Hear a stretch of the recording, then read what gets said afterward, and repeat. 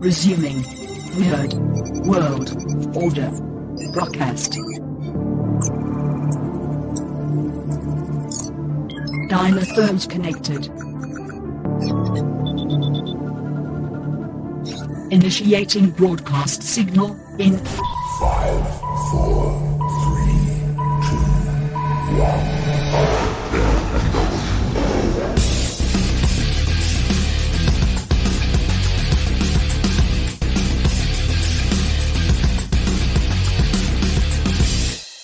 Ladies, gentlemen, and knights of the Nerd World Order, this is the Nerd World Order broadcast. I am the man that you call Dukes. And to my right, it's all about the... Booyah! What's up? It's your boy Joe, baby. And to my other right, weighing in at 178 pounds, Alfonso X-Man Flores. To me, my X-Men. And to my other right, Dan the Mandalorian. Don't stop me, because I will not call you Papi. Danny Salazar. It's your boy. Oh, wait, no, I'm sorry. Joe already did that. All right, thanks for having me, guys. Danny Salazar in the house. Thanks so much for coming on, Danny. Danny wrote a really cool article a few years ago about episode 1. He had some great points, so we wanted to discuss it today. So, ladies, gentlemen, and knights of the Nerd World Order, let's welcome Dan, the man, Salazar, to the show. So, Dan, thanks so much for coming on the show. Going to ask you a few questions, let the audience get to know you a little bit more. Let's start off with the basics. What do you think nerd culture is to you? Honestly, I really like Joe's tag at the end of the episode. It says Nerds Redefined, because, growing up old enough like Alf and I, nerd culture was something that was kind of taboo to talk about. Things that you like, cartoons, comics, sci-fi, professional wrestling, and then obviously as we went along, things started to shift. You had the Tim Burton Batman, the 91 X-Men cartoon, and all the stuff where things became more mainstream, and it was cool to talk about those things and, get really deep into the stuff that you liked. And because of that, a lot more stuff became accessible.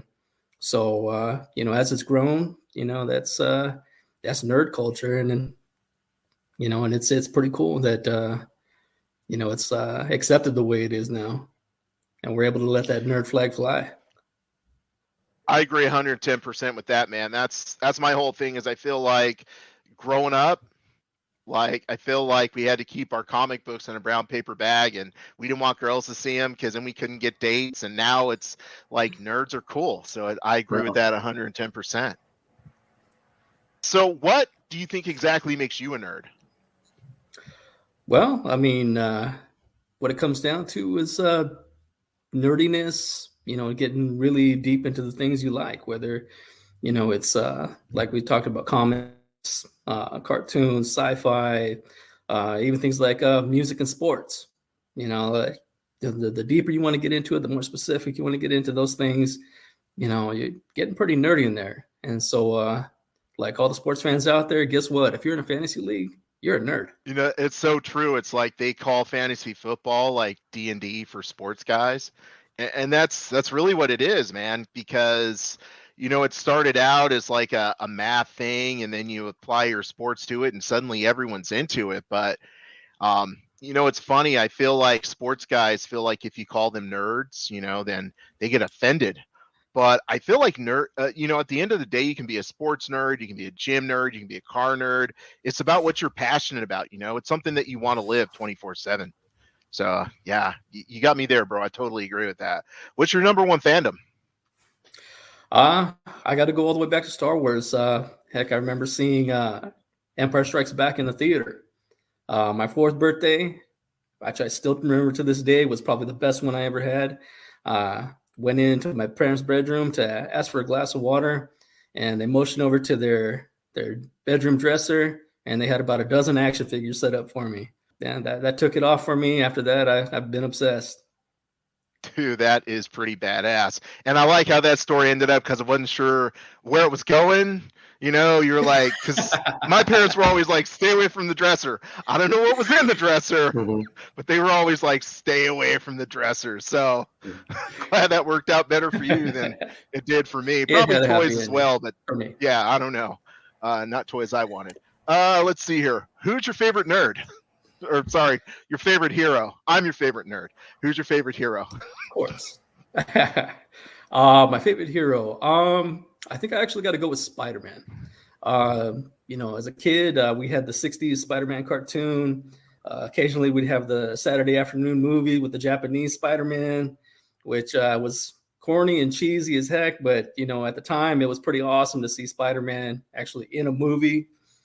And then you look at the Rogues Gallery that he's got, you know, it's, yeah, it still stands up. I know Joe always says, like, what we used to watch as kids, like, nerds can't complain about what we're watching now because, like, to your point, we were just happy to have that old Spider-Man who was in that leotard, and when he would shoot his webs, they would just throw, yeah, they would just throw a net on someone.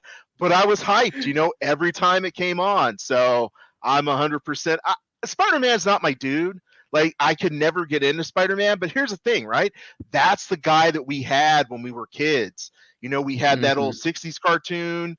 We had Spider-Man and His Amazing Friends, who gave us the X-Men, Alfonso. I think that was my first introduction in the X-Men, was Spider-Man and His Amazing Friends. And then, you know, obviously we had the live action TV show, which I think that was like the first live action superhero I ever saw. So he's not my favorite, but I got to agree, man. Like, he's the one that basically gave us everything we had when we were kids. Who's your favorite villain? My favorite villain? I got to go with Darth Vader. I mean, you hear that Imperial March and that heavy breathing, and, you know, from the start, they nailed that. I think he's got, maybe 15 minutes of screen time in A New Hope. And just even still, he's the character that stands out. That's interesting because, you know, I feel like everyone loves Darth Vader and they loved him since that first movie. But you're right, it's only 15 minutes. Like, what do you think it is about? Was it the visual of the character? Was it his voice? Was it him using force chokes? What do you think, like, immediately caught everyone's attention? Well, I mean, they combined, you know, you had the whole package. You had the appearance with the helmet, you know, you had the Imperial March, the breathing, you know, the force, you know, the James Earl Jones voice. It was just, they did a great job of creating just this ominous feeling when he came on the screen. And I think, you know, the scene of all the Star Wars movies, I think that really captures that the best is the hallway scene at the end of Rogue One. You know, and there's the fear, and you know, the rebel soldier, he's screaming at the door, you know, help us. You know, that's like, yes, that's Darth Vader. Yeah, totally agree with that. That Rogue One scene, like, that just made it. You know, the whole movie was good, but when that came on, I was like, oh, this is sick. And then I wanted more of that, you know, but it ended perfectly. Yeah. What's your favorite comic book or just book in general? Well, I mean, I didn't really get that much into comic books growing up or as a kid, but around the height of the MCU, I got some like trade paperbacks and stuff. Some runs like Avengers Disassembled, House of M, stuff like that. But I got to say, my favorite books are probably the Dark Tower series with Stephen King. You know, he did a really amazing job of writing fantasy. You know, obviously he's known for horror, but those really sucked me in. You know, there's 7 books there, and I can't really pick a favorite of them, but that was just a great read. Oh, that's awesome, man. You know, I'll be honest, I think, wasn't there like a Dark Tower movie or something? Yeah, and it was awful. Oh, okay. Wait, there was only one though, right? Right. They tried to cram as much as they could into the one thing, and they altered so much about it that it was nowhere close to the source material. And Yeah, it was a mess. I think I got about a half hour into it and I turned it off. Thankfully I didn't waste the money and seeing it in the theater, but yeah, it was awful. I think I wasted money seeing it in the theater. I'm not sure, but was Idris Elba in it? Trying to Yes, remember. he was the gunslinger. Nice. So I got one final question for you. What's your favorite movie or TV show, and why is it Empire Strikes Back? That's an easy one. Yeah, pretty predictable there. And yeah, it has everything. You got the great story, you got the further character development. And I know people say he's overrated, but you had the introduction of Boba Fett. And I'm telling you, when I was a kid and you had to order Boba Fett, you couldn't find him at the stores right away. You had to save up your proof of purchases and send in to get the Boba Fett action figure. So, yeah, Empire was amazing. He had the twist ending. You had the bleak ending at the end with, them taking off with Han Solo and Carbonite. And it was like the bad guys win. It was just a total just gut punch and roll ride, and that's just one of those ones that just holds up even to this day. Yeah, I feel like, and I know that Joe and Alfonso, at least Joe, is going to shoot me down for this, but I really feel like the second Matrix Reloaded, tried to do a similar thing where, because they had made 2 and 3 together, I feel like at the end of Matrix Reloaded, Agent Smith had won, Neo was, on like the regular real world, and it was like it left you where you just wanted to see the next one right away because it seemed like the bad guys had won. And I feel like the Wachowskis probably took that from George Lucas because that was so perfect how they did that in Empire. Bringing in the Matrix into like some Star Wars crap, dude. Because, dude, if they took any page from Empire Strikes Back, it would have been a better sequel, bro. I'd have been cool if he would have just said they took their inspiration from Dragon Ball Z, because that's what they were doing. Let's just fight in the sky. That's what they did. They didn't take anything from Empire Strikes Back, because Empire Strikes Back, if you think about it, the reason why Danny liked it so much and a lot of people like it, because that movie set the standards of what a sequel should be. The Matrix did not. A New Hope is not a great movie. It was ahead of its time. The special effects still hold up. But, it's pretty thin. But then you got Empire, and it just, took it to a whole new level.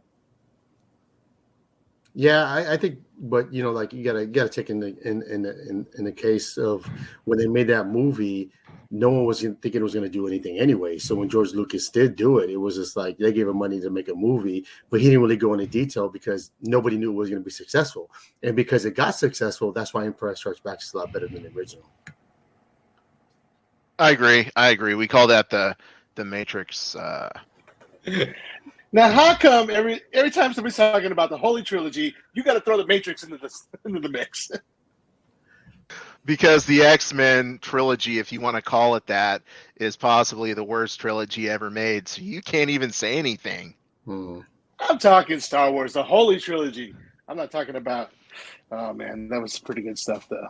I said the original stunt coordinator for the original X-Men movie. Do you know who that was? Chow Yun-Ping? Nope, it's Short Round. Oh my gosh, I have the name on the tip of my tongue. Short Round, from Indiana Jones. Wow, Alfonso, you're just gonna do that? You're like, you know who it was? Because I don't. No, wait, I don't want to say his name wrong. The stunt coordinator was Short Round?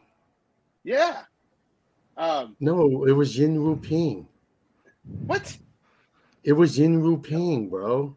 Yes, it was. He helped. No, he didn't, bro. He did. There's an actual scene where he's showing Hugh Jackman how to choke man. He didn't. No, he didn't. Right. Because if you watch the Oscars, he was sitting there crying because he did Indiana Jones and did the Goonies, and then nobody ever heard of him again, and then he comes out with Everywhere and Everything and Everywhere All at Once. Yeah, but dude, no, bro, that's a bad joke. He was beaten. Bad joke. It's not a joke. He was behind the scenes. I'll send you some articles. I'll prove it to you. I got pictures. No. The stunt coordinator is Jin Woo Ping, bro. Who's Jin Woo Ping? Wait. You're talking X-Men, Alfonso, and Joe's talking Matrix, right? I thought you said it was the same one because he said the X-Men stunt coordinator is the same thing as is the Matrix. I thought you said. Nope. Hmm. I say DNA.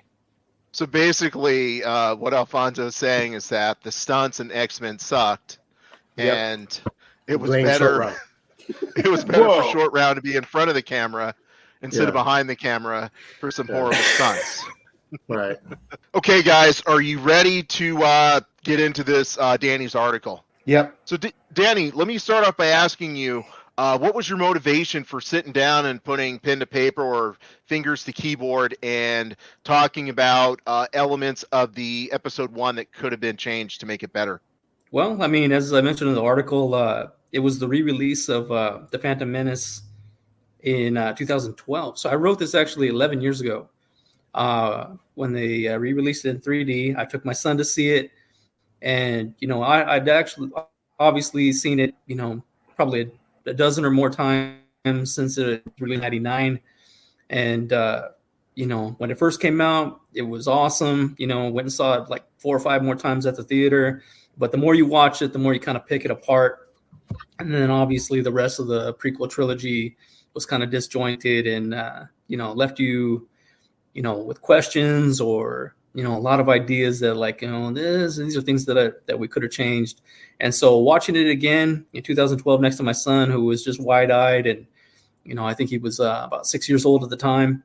And he was loving just seeing it in the theater. I kind of was watching it with a new perspective, like, okay, you know what?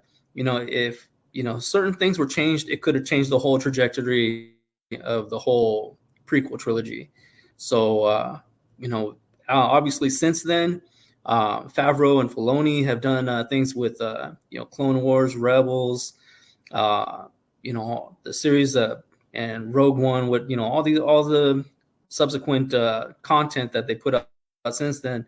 They've actually incorporated some of these ideas, but they've done it in a really good way to do some fan service and but also stay within the canon that was given to them.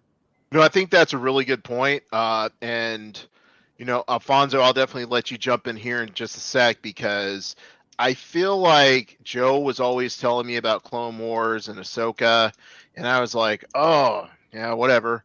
But then when I saw how Dave Filoni affected or influenced the things that were going on right now, I was like, wow, this is really good. I got to go back and watch everything Joe's been telling me about, because I feel like Star Wars took elements from all the stuff that people didn't like and made it cool and fun so that we actually liked it.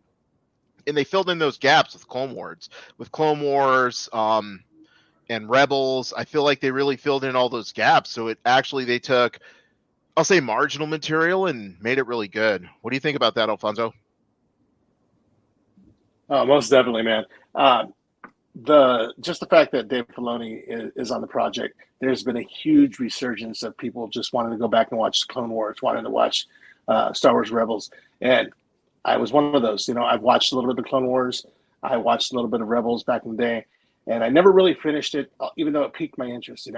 I didn't even realize that there were 2 different Clone Wars cartoons. There was the original, I think, 2 movie cartoons, but then they had the whole series. So I was like, oh, hey, this is different. Okay. So then I had to catch all up.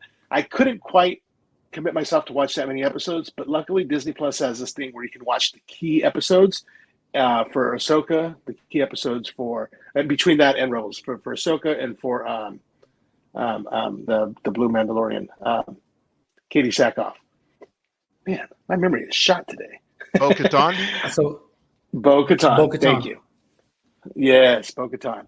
Yeah, so it's interesting, and the fact that he was able to create all this lore back in the day, and now it's coming to fruition. I saw this thing the other day where Katie Sackhoff was like, yeah, it was weird. Filoni's like, hey, maybe one day we'll do this as live action, and there they are. They did it as live action. It's, oh my gosh, they're doing so much with it. Dave Filoni and Jon Favreau, those 2 guys are just knocking it out of the park, with the exception of the Book of Boba Fett. Did Katie Sackhoff do the voice in the Clone Wars? Mm-hmm. What? I had no idea. Star Wars Rebels, yeah. Yep. Well, yeah, it's all the same to me. It's a cartoon. But I had no idea, because she's a really good actress and she does great in that role. I had no idea that, she had taken on that role so long ago. That's pretty cool. Well, Joe, I know you're the one who educated me when The Mandalorian came out, and you were like, "Oh, well, you don't know what's going on because you refuse to watch cartoons." And I was like, "Okay, well, then explain it to me." And you kind of filled in all the gaps for me. How do you feel about Filoni and Favreau pulling everything from like those first episodes in order to make it a good continuation? I'm just amazed that you knew Bo-Katan. I was like, Ah, wow, so good was for you. I. Good for you, my friend. I love those two together. They're like, for me, like Scottie Pippen and Michael Jordan. They just complement each other very well, and all they do is win championships. So I don't know if any of you have watched The Bad Batch. I finished the first season of Bad Batch. And, Not yet. like when you watch the Clone Wars, whatever happened to the clones? Like, you don't know. Nobody knows. It's just implied that, they're not there. What's good about Filoni and John, or more so Filoni, is at the end of Bad Batch, it shows you the transition of what happened to the clones. So Filoni is going back and kind of like reworking some things and fixing plot holes here and there. And he's doing it very well and helping explain questions that, to Danny's point, is you can watch Phantom Menace, Clone War, and sit there and pick it apart, which, us three do on a regular whenever Phase 4 movies, we just sit there and pick it apart. And so when you watch Star Wars over and over again, it's so many holes and you start picking it up. And Dave Filoni is doing a really good job cleaning it up. Like I was talking to Danny before we went on air, and if you watch Mandalorian, all of us is caught up. The whales that are through the light speed, like if you don't watch the Rebels, you kind of don't know what they are. Grogu was just looking, you're like, hey, are those whales? And those are Force whales.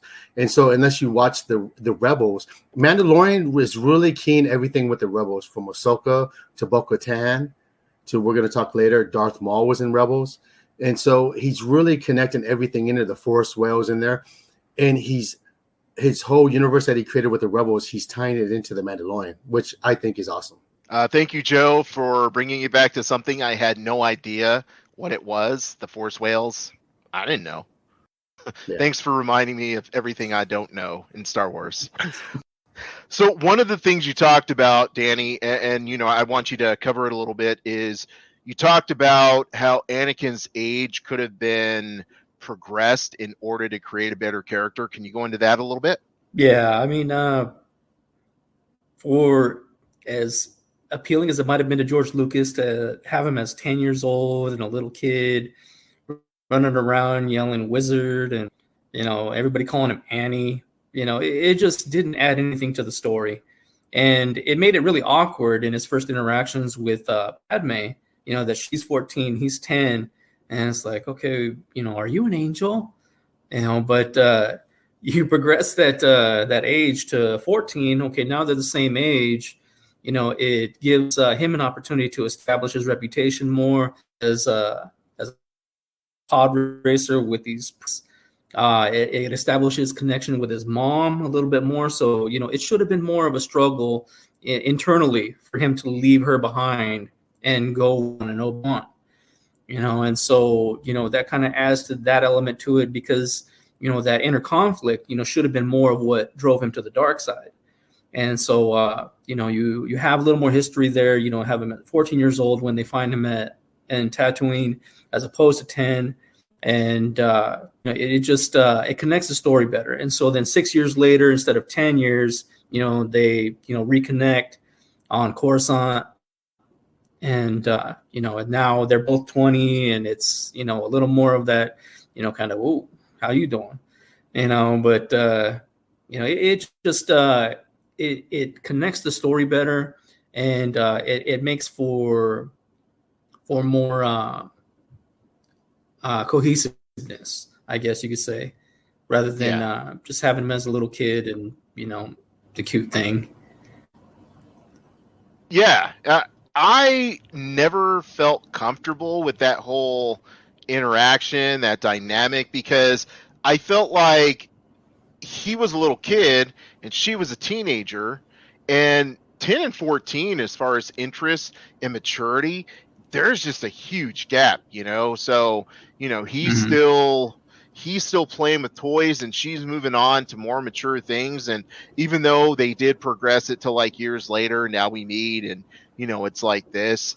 You're right, man. I agree 100%, because I just feel like had you made them the same age, they would have had chemistry from the beginning. But even if that chemistry really didn't come to fruition, like at 14, once they hit 18, 20, it's like, okay, you already saw that spark, you already saw that kindling. So when they do come together, it's like, Mhm. okay, it's almost like a love denied sort of thing, and it puts everyone in their corner from the very beginning. So yeah, I think you're dead on, man. I love that. Alfonso X-Man Flores, positive and romantic man. What's your thought on that? So, yeah, 10 definitely too young. It was, come on, first of all, what 10-year-old kid is going to leave their mom? They're not going to choose that. It's not going to happen. You make them, I don't mind a little bit younger, because I've always liked the older ladies, but you make them like, 12 to 14. Now that's a little bit of interest, where the 14-year-old's like, oh, he's so cute, but I don't know. And he's like, what's up? And, try to, stroke his mustache that he don't have yet. He's more likely to leave his mom because of a younger preteen rebellion, right? It'll be easier for him to leave his mom, and of course have all that regret later. Teen angst is like your best. It's your best thing you can do right there, And he, always regrets. Oh, I left my mom. I got to go back for her. And eventually comes back. She's dead. Well, that sucks. Now I got to kill everybody, right? It's just the way it is. But yeah, I think a little bit younger would have been fine, but they went into the creepy zone. You know what I mean? So I think 2 years would have been enough. Yeah, I agree. So apparently Alfonso was like 12 years old out there hitting up the ladies of the 16 plus age group. Now we know. Joe, what's your thought on young Anakin? What do you always say, Alan? I think it's just lazy writing. I think George Lucas is just like, all right, guys, this is what we're going to do. I have a plan. Follow me. We're going to make him 10, make her 14. And then in the sequel, she's going to be like, oh, you're just a little boy. And then Annie is going to get pissed because he's like, oh, not 10 no more. And then he's going to get mad. And then he's going to be so angry trying to fight for his love that he's not going to concentrate on being Jedi. And then there's feelings. And then feelings is to the dark side. It's lazy writing, bro. Like, I can see what he was trying to do. That's what that is, man. You got to create some type of turmoil to help him sway him to go to the dark side, and then when his mom's dead, they just rush it. I feel like do you remember when they did Clone Wars, and then they did like a cartoon series that led up all the way up to the Rebels? The third movie, I can't remember. Revenge of the Sith. Episode 3? Yes. Yeah, episode 3. Mm-hmm. So the Clone Wars led up all the way up to that. I felt if they're going to do something about Annie, what they could have did was did a cartoon leading up to him being old enough. If he did a cartoon, invested in the cartoon, and did all that stuff that nobody cared about in a cartoon to lead up to him being already older, you can do so much more. I think that's why I like a lot of Star Wars, like the Bad Batch and Rebels, they do it with animation, because you can cover more grounds in less time in an episode, and it's more impactful than a whole movie. I felt with Phantom Menace, you wasted so much time. When you see Anakin, like, you just don't see him as Darth Vader. For me, it's just like a little boy. Like, you're just gonna, like, to your point, Alan, you're just gonna leave your mom. Like, everything's cool. Like, you fix droids, you win races. So it's rushed, and then all of a sudden in Clones, where he's like a big kid, he disobeys Obi-Wan all the time, and Obi-Wan's like, if you think about it, Obi-Wan's like one of the dopest Jedis, and it seems like they did him almost kind of dirty, as opposed to like, oh, Annie, come and save me again. But he's dope in his own right, and so it's like, to me, someone that's supposed to be dope, I thought, like, and that's just lazy writing again. Let's make Obi-Wan not be so dope with Anakin when they're together, but when Obi-Wan's by himself fighting somebody else, he's really dope. And then you have a climax fight scene with him and Darth Vader at the end, which I thought they did a better job. Again, Dave Filoni again.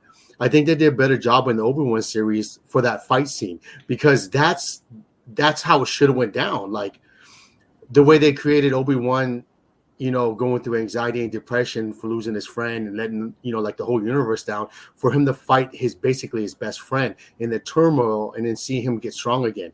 That's dope. For me, I enjoyed that fight scene a lot more than Revenge of the Sith. But I just think, like, they say, hey, Lucas, you have all this money, like you're waiting for technology from, he's like, I'm waiting for technology to catch up to the way I want to tell a story.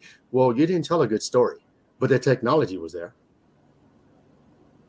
If they had a whole, timeline and game plan with the first 3 episodes where they could incorporate TV series in between to kind of connect some of the dots and like give some more backstory, I'm sure that would have, definitely made for a whole better layout, obviously than Dave Filoni picking up the pieces and cleaning up the messes after the fact.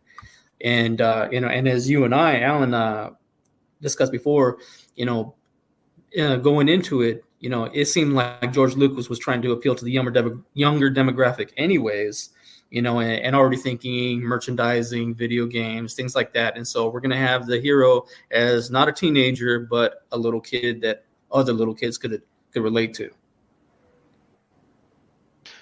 I wonder if at the time when they made episode 1, if adults and teenagers weren't buying toys, because now I feel like adults and teenagers, we're going to be the ones buying toys, so the kids will have to get the leftovers that ends up on the clearance rack. Mm-hmm. So I just, I think back on that, and I'm like, but why? Because I feel like, yeah, he was trying to, make a movie for that kids would buy toys, because that's how he made his money at first, was he kept the licensing for all the toys and everything. But I just think like, but man, if that movie was made now and adults were the one buying the toys and all the merchandise, it could have been better, just so much better.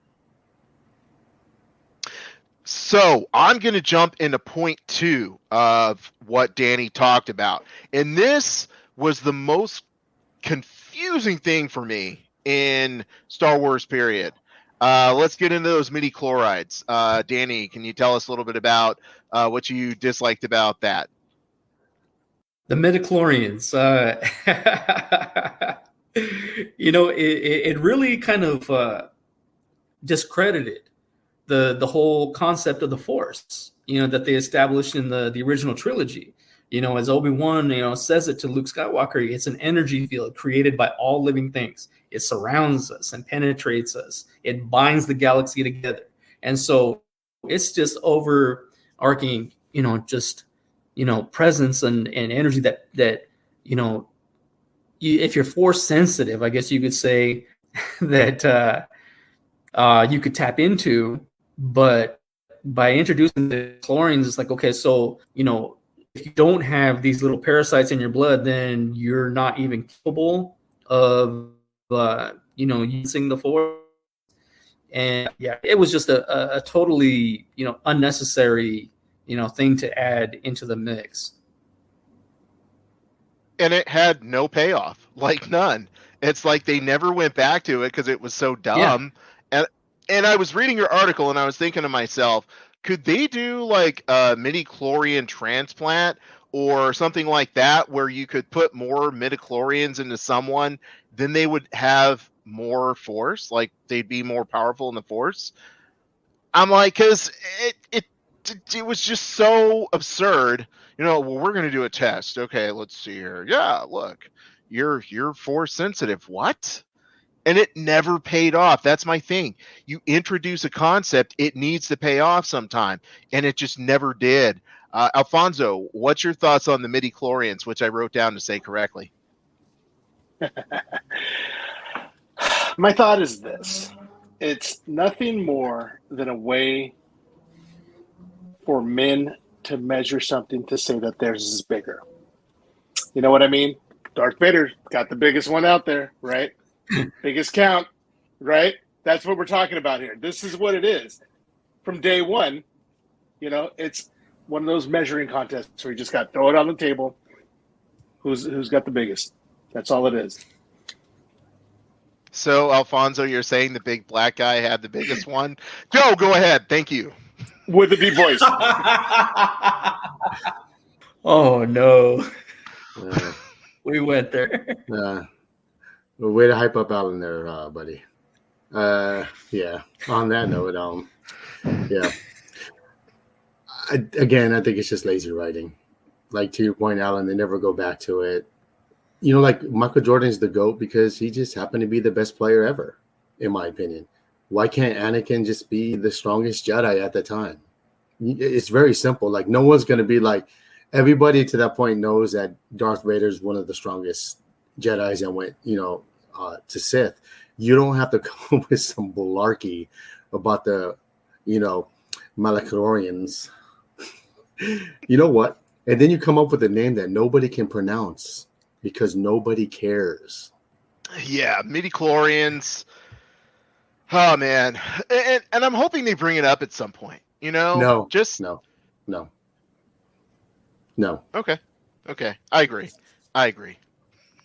Even Dave Filoni's like, no, we're not talking about that anymore. Yeah, he's like, I'm not bringing that up anymore. No, he's not.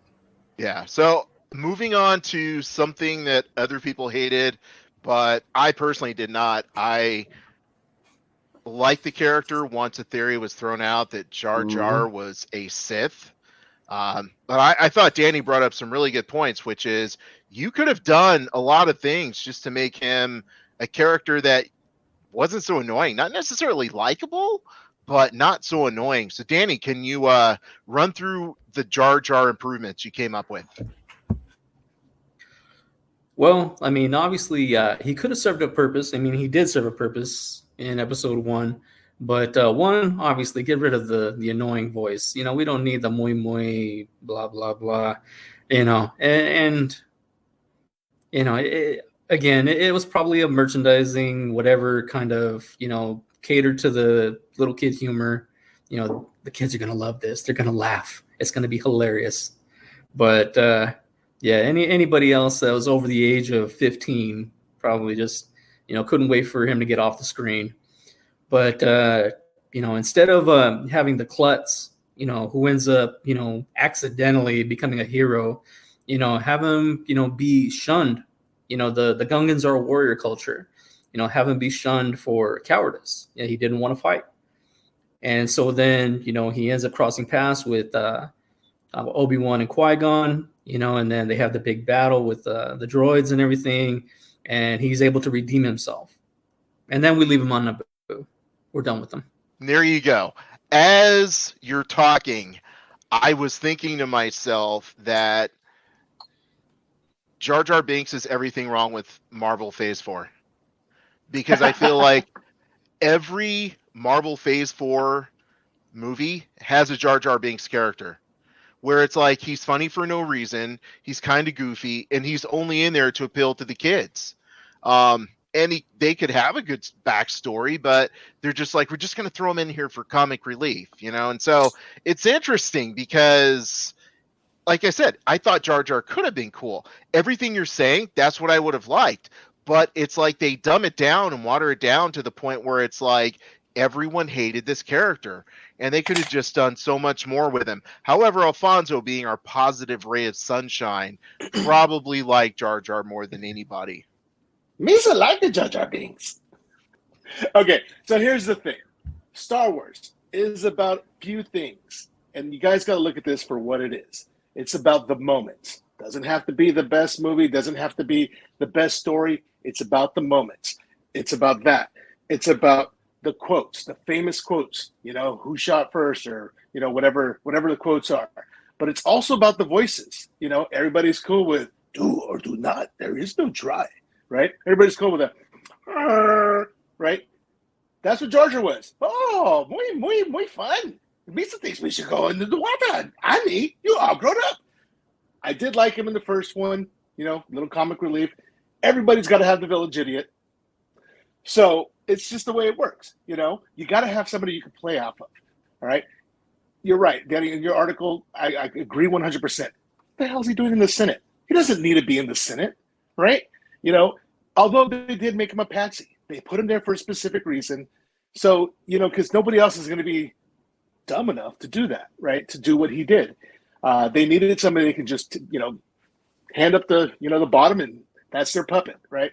So that's, he had his purposes. The fact that he went from like an outcast nobody to the Senate, that's something a little different. But, he was fun. You like to see somebody like the drunken master, fall around, kick butt. And that's what he was doing. He was tripping over, those big Gungan blue balls and sending them out and blowing everything up. It's luck, dumb luck. It happens, But I digress. What about you, Joe? Well, the Gungans, they all sound the same. The only difference is Jar Jar has a high-pitched voice. So, I mean, they all of them talk the same. Alan had brought it up earlier. There was like a theory. I think if that theory was true, it sounds so much better and makes the character dope. Like, there's a video out there. I don't know who did the video, but each thing that he did. So, like, he goes and finds the Jedis, right? All of a sudden, he finds the Jedis. And then every little thing where he steps on those blue balls and they go and they kill all these droids. Very strategic, like he'll fall and everything. The thing that Siths do best is they're right in front of you and you don't know they're there. And that's what made that theory about Jar Jar Binks being a Jedi or a Sith, because to Alfie's point, there's no reason why he should be in the Senate other than, perceived as a war hero, right? But look at like Palpatine. He was considered the same thing. Like, I can change the Senate. You know what I mean? And so when he makes that decision, who better to do it than a Sith?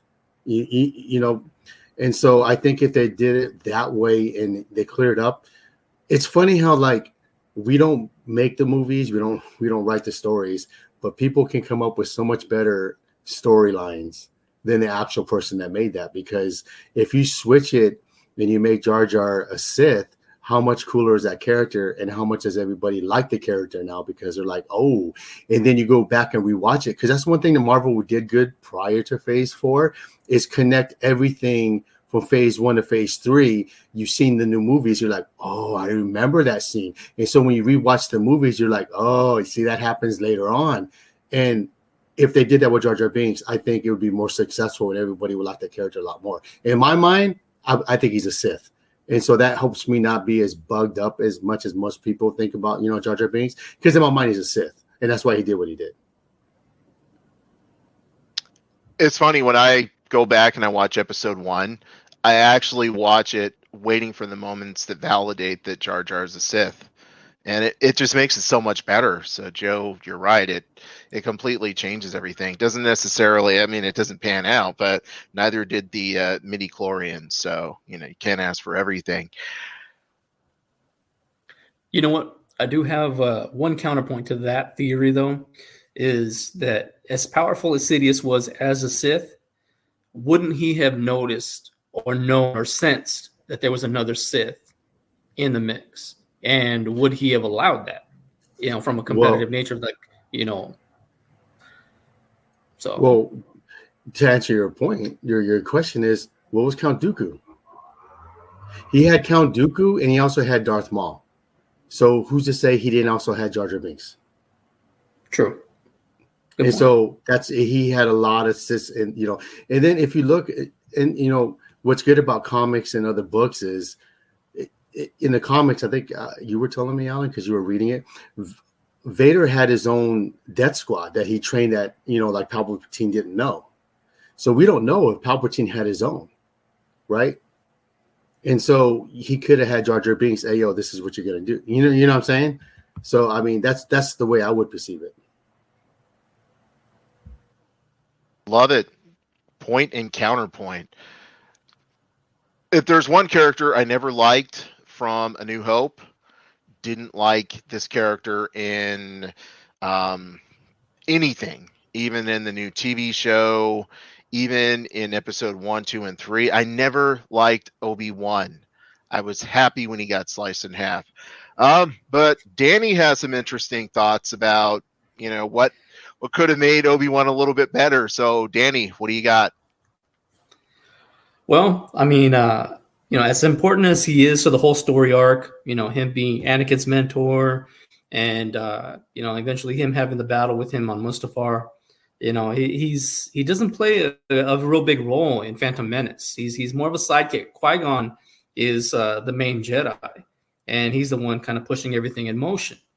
Again, it goes back to the age change for Anakin. If Anakin's a little closer in age to Obi-Wan, maybe Obi-Wan, is in the one in his ear, trying to convince him to come. But when they leave the ship to go into town, they didn't need Jar Jar there. All he did was, comic relief. Getting his tongue stuck in things, starting trouble with the Doug. I can't remember his name now. The pod racer. But just nonsense. So if Obi-Wan, goes with the traveling posse and he first comes across Anakin with Qui-Gon, maybe he even gets a little bit jealous, that Qui-Gon is so impressed with Anakin, that he senses that he's force sensitive and not just has these preternatural instincts, as a pod racer or anything like that. But he maybe feels that, but Qui-Gon is convinced that he has to go, and so Obi-Wan might be the more influencing voice in Anakin's ear to say, hey, this is what you need to do because you're special, and you could be like us. And then also you have the big brother little brother dynamic where you might have a little more resentment building between them. You're not that much older than me, so how are you to be the one to tell me what's right, what's wrong, and it just builds a little bit more tension in that relationship, and it gives Obi-Wan the greater role in the whole story arc that he should have. Actually, I think you're dead on there, like just spot on, because it would have made the Obi-Wan series, like that fight at the end, or even just the whole, the Darth Vader or Anakin, whatever you want to call him, is chasing Obi-Wan, and that would just make that dynamic and that conflict just be so much better had they played it out that way. I agree 100%. Let me say this: I had a moment, I had an epiphany. Dominic Toretto could be a Jedi. He's a great racer. He does impossible things. Dominic Toretto is a Jedi. And Alfonso, I'm going to turn it over to you because I know you will not shoot me down. We got to test his midichlorians first. So real quick, the Doug, that is Sebulba. So here, I'm going to paint a picture for you guys as far as Obi-Wan goes. This whole movie, this whole series should have been Daddy Issues, A Space Odyssey. Because, you've got Anakin, who's like, he doesn't know who his father is. And then you've got Obi-Wan who comes in. He's like, I'm going to be your daddy. He's like, you're not my real father. It's the whole stepdad thing. He's not much older because his mom likes the hot younger dude. Happens. Just saying.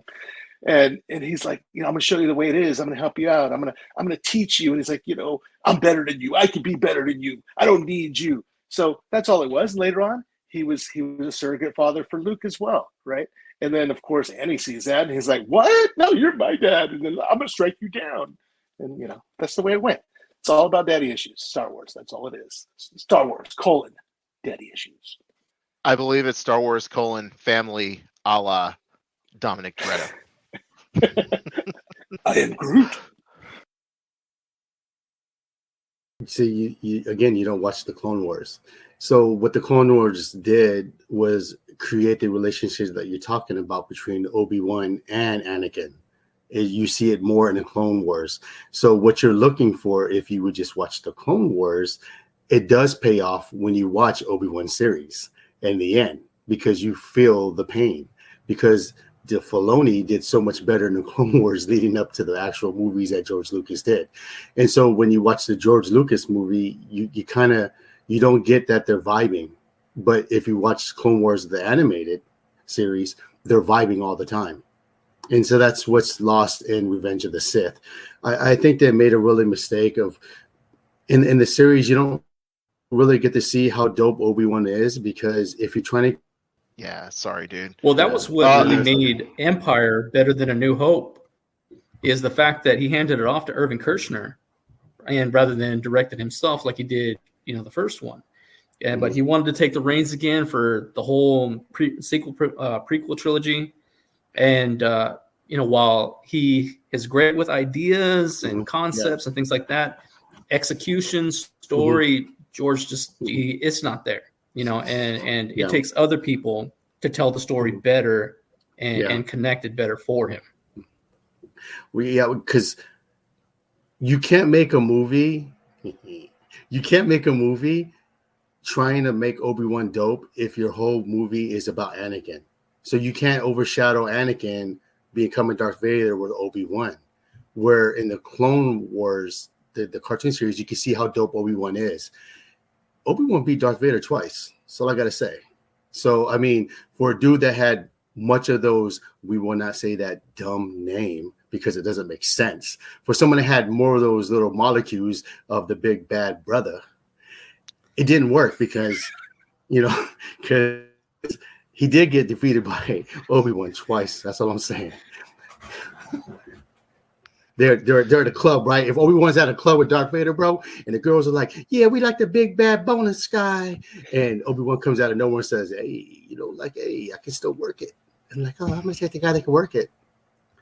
A lot of times I talk about single serving characters, and Danny pointed out one of the most infamous single serving characters ever, in my opinion. Like there was Captain Phasma, looked cool, was around for 5 minutes. Boba Fett looked cool, was around for 5 minutes. Darth Maul with the double lightsaber looked cool, around for 5 minutes. So Danny, why don't you give us your perspective on Darth Maul? To start with, from the very first preview, when they showed Darth Maul with the horns, with the red face, he lit that double saber and just, I remember watching that preview at my friend's house, me, the three of us sitting in front of his computer, streaming it on a real player. And, Darth Maul comes out and I was like, ooh, he hit that double saber and it was like, oh no, this guy's, he's going to be amazing. He looked intimidating. He had the look, he had the vibe, he had the saber, and his battles, even in the movie, the battle on Tatooine with Qui-Gon, and then later on Coruscant with Qui-Gon and Obi-Wan. Those are two of the best saber battles of the whole series. You had that going for him, and then you kill him off. Obviously they brought him back in Clone Wars, or was it Rebels? Joe, help me out there. It's the Rebels. Okay. Yeah. So they bring him back, and they do him justice. They make him the head of the Crimson Dawn and all that good stuff. And then he has his real battle with Obi-Wan. But, they threw him away. They threw away what could have been another great Sith Lord that could have rivaled Darth Vader. And, plain and simple, let him live. Let him live. You let him escape as Obi-Wan's hanging from the little corridor thing after he kills Qui-Gon. And not only do you have him around to be that intimidating figure, to be even take the place of General Grievous, to have him be the one that's hunting down Jedi, him be the one that's, a menace to, the council. You also have Obi-Wan. You give him a foil to become obsessed over, because he killed his master, because he got away, because he bested him. And, he's, becomes obsessed with that confrontation. And it even, gives him a reason to kind of push Anakin away. And, I want to teach you, but this is my priority here. I have to avenge my master. And so, as it goes on, you have, that element to it, the obsession for Obi-Wan, you know, the building of Darth Maul all the way up to in the end where he could be the one that Anakin kills, you know, at the beginning of episode 3 to show just how powerful a force that he's become, that he's able to take up this guy that's, you know, been, you know, that menace to them, you know, throughout the whole trilogy. I feel like he was at first a wasted character. You know, as you guys are talking and you're saying like, well, you know, he came back in Rebels or whatever. I feel like with Star Wars, it's like there's a whole bag full of M&Ms and I'm only willing to eat like the red ones. But the cartoons are kind of like the green ones and they taste good too. And I feel like Joe's like, dude, these green ones, you got to eat the green ones. You're not going to understand like how good this candy is. And I'm like, no, this is the best one right here. But as you guys are talking, I'm like, wow, I've kind of been missing out because you talked about like the Crimson Dawn. I'm reading a comic book, Star Wars comic book, where they're talking about the Crimson Dawn. And I'm thinking like, wow, this is a really fresh and unique concept. And Danny's like, no, man, that came out like 5 years ago. I'm like, well, wow. So it's just pretty cool because you guys are making me, you know, interested in like, hey, I loved Darth Maul, but I never got to see his reintroduction in the Rebels or be introduced to Crimson Dawn in Rebels. So definitely a lot of good stuff going on there, man. I agree 100% across the board. They could have kept him around. I feel like one of the things that Star Wars does is they introduce new characters instead of building a really strong story with established characters. Like if he had been just a constant like threat throughout the entire trilogy, that would have been so cool and just a wasted opportunity. Yeah, Darth Maul was just spectacular in his visuals, everything he did, his movements. It was all new to this whole Star Wars universe. And then before you'd have the guy with the sword or the lightsaber, and he just Darth Maul's doing flips, flipping around. He reinvented the whole genre. You know what I mean? He changed everything. I think what happened was, to me, in my mind, this is how it went down. I think, you know, they had him. Did they really need Count Dooku? I would say no, they don't really need Count Dooku. But then you've got the actor who's playing Count Dooku, and that's a big get. So then they're like, okay, we're going to have to back off on Maul so that we can bring him up to the bat a little bit more because, you know, he is who he is, right? But, you know, being cut in half, that didn't stop him. I know you didn't watch Star Wars Rebels, so spoiler for you, Dukes. He got himself a spider body, right? He had the mechanical spider legs, and he's like up here, and he's like, "What's up now?" You know, it was pretty cool, man. You missed out on the spider body. Oh man, it's just like Wild Wild West. Oh wait, no, never mind. I'm a little disappointed, Alfonso, because this entire time you've been talking, and you haven't mentioned the connection between X-Men and Ray Park. Well, you know, come on. So we got the toad, all right? You know what happens to a toad when lightning hits it? The same thing that happens to everything else.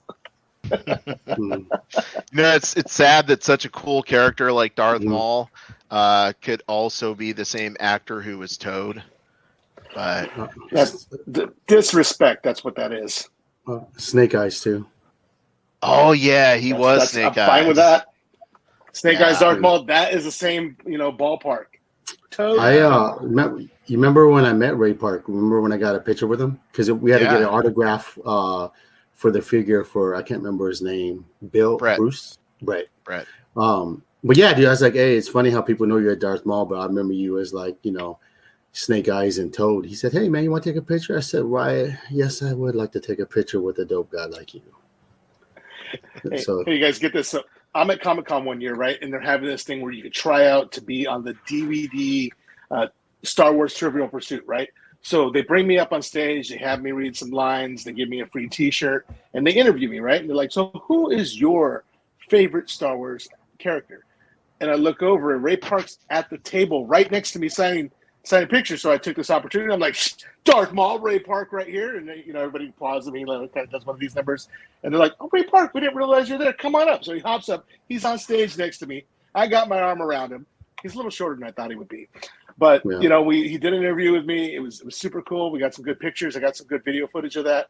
Yeah. And then he went back to his business and, Yeah, gave me a he's high a good five. dude. So, He's a good dude. Yeah, Alfonso's always ending up on stage at Comic-Con. So Isn't that weird how that happens? yeah, it's because you're always like Alfonso's always like, hey guys, I'll be right back. I'm just gonna look at this, and then next thing you know, he's on stage, and I'm like, he said he was just gonna go look. Yeah. It's like one of those classic 80s tropes, it's like, hey, where's Alfonso? I'm up there on stage like, hey guys.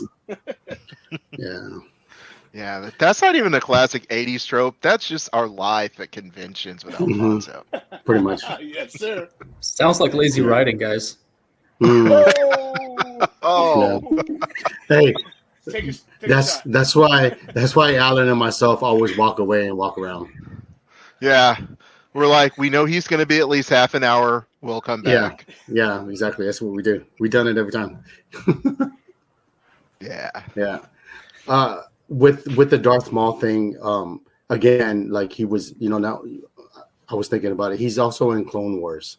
So, he's in Clone Wars, and I don't know if you noticed, he beat up Pre Vizsla, and he actually yielded the black saber, which Mando has right now. And so he actually ruled over Mandalore for a little bit.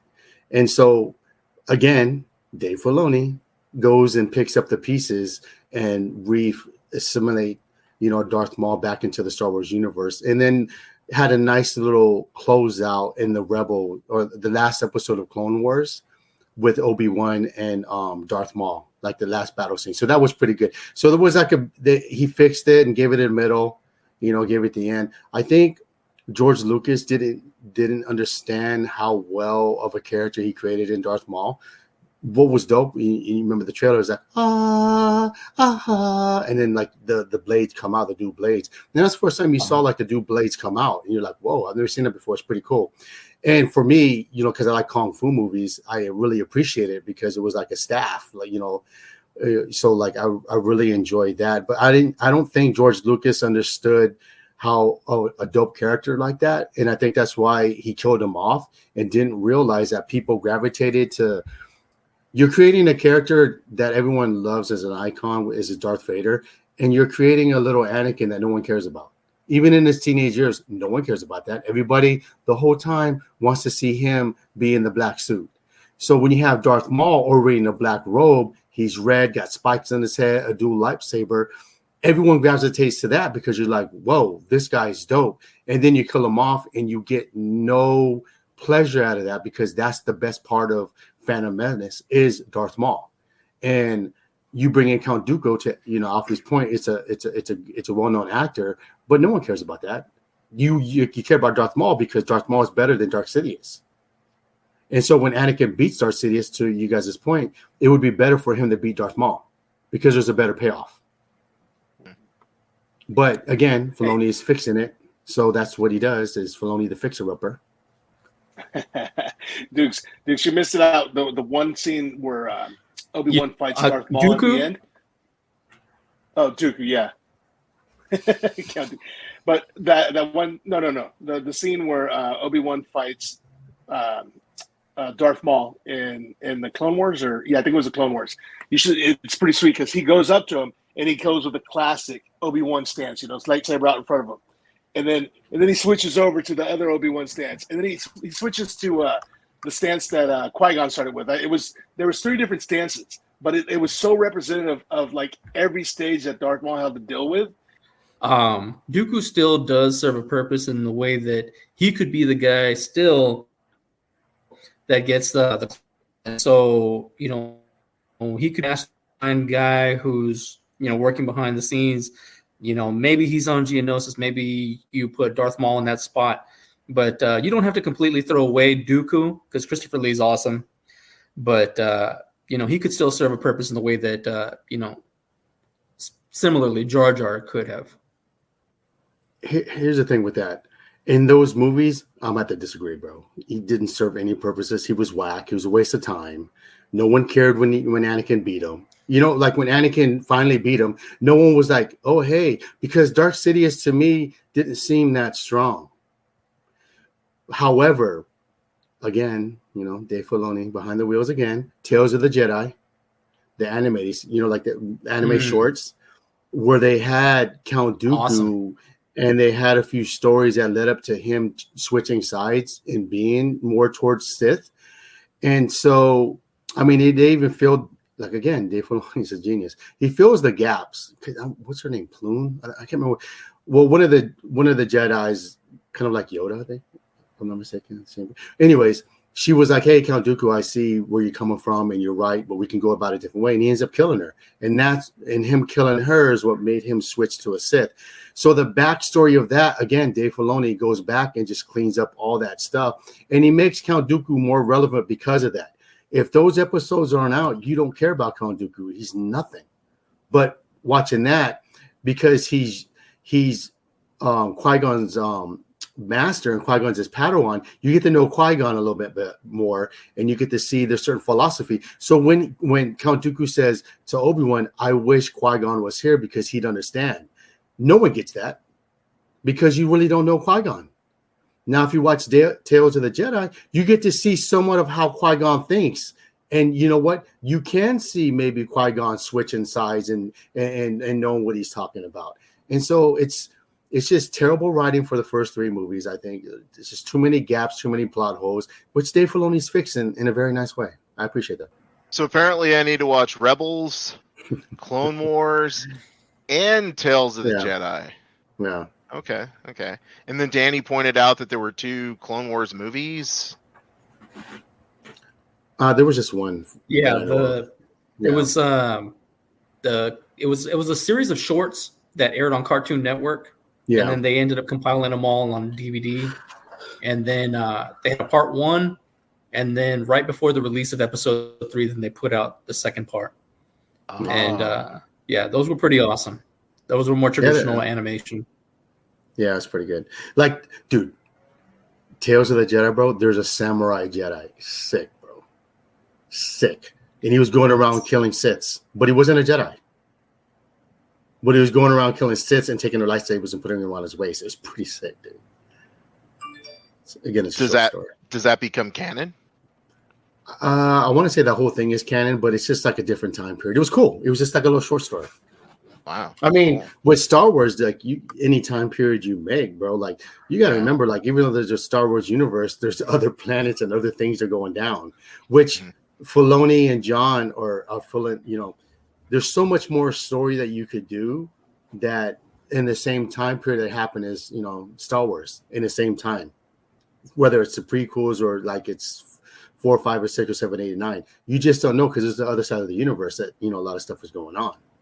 Right. I think they like, you know, like when you hear Vader killed off all these Jedis, you're like, you can't wait to see it. And then you see it, he kills young kids mostly, right?